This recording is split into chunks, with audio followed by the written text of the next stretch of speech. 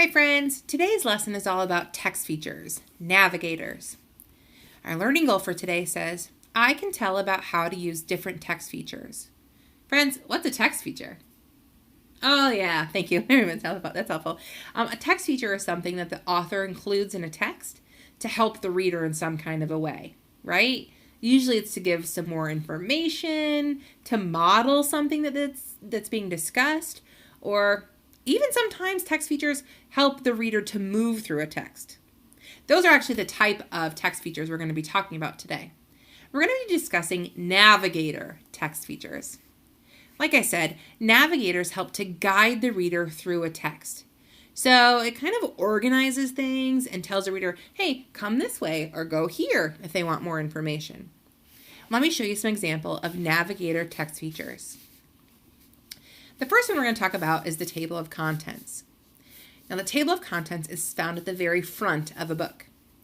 The great thing about the table of contents is it tells the reader the plan for what's going to be discussed in the book. Now, it doesn't get into super teeny tiny detail. It gives the names of chapters or the names of sections. So the reader, if they want to learn more, they can go right there and begin their reading on that topic. All right, the coolest thing about the table of contents is it gives the reader a page number so they know where to start. So if I'm looking at this table of contents and I just pulled the book off the shelf and I really want to read a story about football, I can look at the table of contents and see if there's anything having to do with football. Miles plays baseball. Oh, right here. Football is fun. Yeah, football is fun. All right, I want to read about that. So I'm just going to follow in the line and it tells me that football is fun starts on page 7. So I would turn to that page and start reading. Table of contents is great because it's the front. It kind of sets up what's going to happen in the book, and then it tells me where to begin my reading. Awesome. Another cool navigator is a heading. The heading is going to be found at the top of a page or a paragraph. And it's going to tell the reader in bold that, hey, I'm important words to read. And the reason why those words are important is because it tells the reader the plan for that specific section or that page. So if I'm looking at the example, I see rescue dogs. Okay, those are the bold words at the top. And then underneath that should probably be discussing, rescuing dogs, right? Let's read and see if that's true. Have you ever seen a homeless dog on the street and wanted to help it somehow? Rescuing a dog can be a tricky but rewarding task. Okay, yeah, so the heading is right above there. It says rescue dogs, and underneath it, it talks about rescuing dogs. So that makes sense, right? Headings are super helpful when we're looking for something specific that's being discussed about a topic. All right.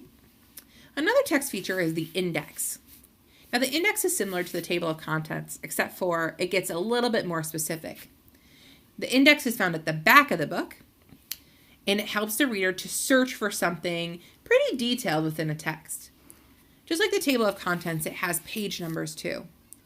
So say I wanted to learn about the catcher in a baseball game. I could look in the index and say, all right, well, I probably not the title of a section probably wouldn't be catcher. It wouldn't be talking about the catchers, but that might be a detail that's discussed maybe when they're talking about the different kinds of baseball positions. So I can look right here. Oh, the catcher is discussed on pages 10, 13, and 25. If I were to go flip back through the book to those pages, they'd be using the word catcher somewhere on those in that section. So the index is really helpful if you're looking for something more specific. Oftentimes, the index are filled with keywords that are in the text. Now, this text feature is interesting because it's a text feature that we find online. So it's a digital text feature. This text feature is called the hyperlink. Now, our hyperlink is really colorful and it's found within the text, and it moves the reader to a whole new spot. All right, now that spot is normally a new website. Let's look and see if we can find the text feature hyperlink on this page. All right, so furry friends need you. Oh, there's some sweet babies right there that need us. It says, are you interested in helping homeless pets? Check out your local animal shelter to find out how to help. All right, so I'm looking for something colorful in the text. Oh, right there, animal shelter.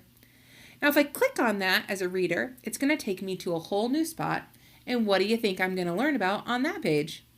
Yeah, an animal shelter. And according to the text, it says check out your local animal shelter. That's probably what I'm going to find more information about. Hyperlinks are super helpful. Guide words are another text feature that are also very helpful for a reader. See, the guide words are at the top of the page, and again, they tell the reader the plan for that page. Now, guide words are usually found in a dictionary when we're trying to look up the meaning of a word. Now, say I was trying to look up the meaning of the word burrow. It's like, what is a burrow?